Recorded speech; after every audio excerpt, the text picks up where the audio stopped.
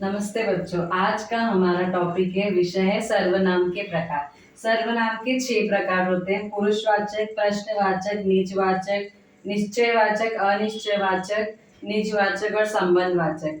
अब पुरुषवाचक सर्वनाम क्या होता है? पुरुषवाचक जो सर्वनाम ऐसे शब्द जो बोलने वाले सुनने वाले के लिए किए जाते हैं, जैसे यह, वह, तुम।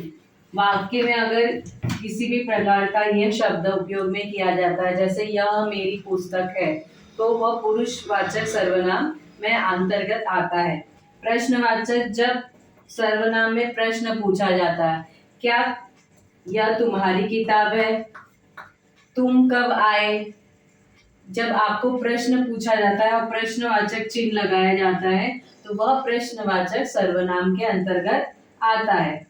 निश्चयवाचक सर्वनाम वह सर्वनाम होते हैं जिसमें आपको निश्चित रहता है कि यह किताब या वस्तु मेरी है। निश्चित मतलब कंफर्म होता है आपको, तब वो निश्चयवाचक। निश्चय मतलब निश्चित होना, कंफर्म होना, ठीक है। जैसे यह मेरी पुस्तक है, यह शब्द मतलब आपको निश्चय है कि ये मेरी पुस्तक है, या किसी की पुस्तक नहीं है।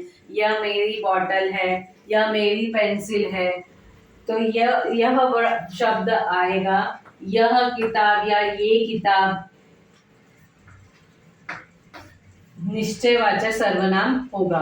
अनिश्चयवाचक जिसमें आपको कंफर्मेशन नहीं रहता है, ठीक है, आपको निश्चित नहीं रहता है कि आप ये कौन है, कोई तुम्हें बुला रहा है, कोई कुछ ऐसे शब्द का जब प्रयोग किया जाता है, कोई मुझे आवाज दे रहा है, कोई तुम्हें बात करने के लिए बुला रहा है, तो मतलब इसमें आपको कंफर्मेशन नहीं मिल रही है किसी भी चीज की, तो वह जाएगा अनिश्चयवाचक सर्वनाम में।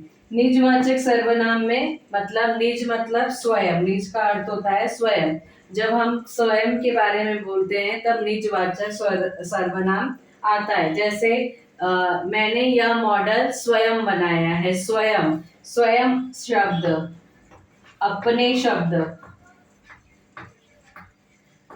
ये अगर शब्द का उपयोग वाक्य में आता है खुद के बारे में, निज के बारे में, मैंने अपना काम स्वयं किया, स्वयं मतलब खुद किया, तो यह निजवाचक सर्वनाम के अंतर्गत रहता है। संबंधवाचक सर्वनाम ऐसे होता है, संबंध मतलब आपको रिलेशन बताना कि जो जैसा करेगा वो वैसा बढ़ेगा। तो जो, सो, दो वाक्यों के बीच में संबंध बनाता है, उसे संबंधवाचक सर्वनाम कहते हैं। जैसी करनी वैसी बननी, तो जैसी, वैसी, कितना, जितना, ऐसे शब्द जब आते हैं तो वह संबंधवाचक में आते हैं। तो ये 6 प्रकार के होते हैं पुरुषवाचक सर्वनाम। यह, वह, तुम जैसे शब्द जो बोलने वाला और सुनने वाला दोनों के लिए उपयोगी होते हैं, वो शब्द। प्रश्नवाचक सर्वनाम, यदि शब्द में क्या, कौन प्रश्न पूछा जाता है, तब वह प्रश्नवाचक सर्वनाम के अंतर्गत आता है। निश्चयवाचक, जब आपको कंफर्मेशन मिल जाए कि यह पुस्तक मेरी ही है, यह किताब मेरी ही है, या पेंसिल मेरी, मतलब आपने निश्चित किया कि यह आपकी है, तब यह निश्चयवाचक सर्वनाम कहलाता है। अनिश्चयवाचक मतलब आपको कंफर्मेशन नहीं है, कोई तुम्हें बुला रहा है, कोई तुमसे बात करना चाहता है, किसी ने यह शब्द आया, अगर आपको कंफर्मेशन नहीं, आपको पता नहीं कि व्यक्ति को किसके लिए बोल रहा है, कब बोल रहा है, तो वह अनिश्चयवाचक सर्वनाम कहलाता है।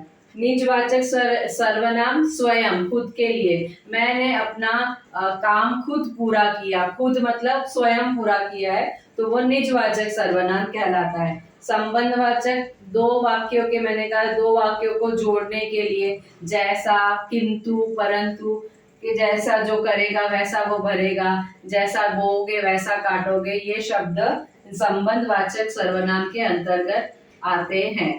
धन्यवाद।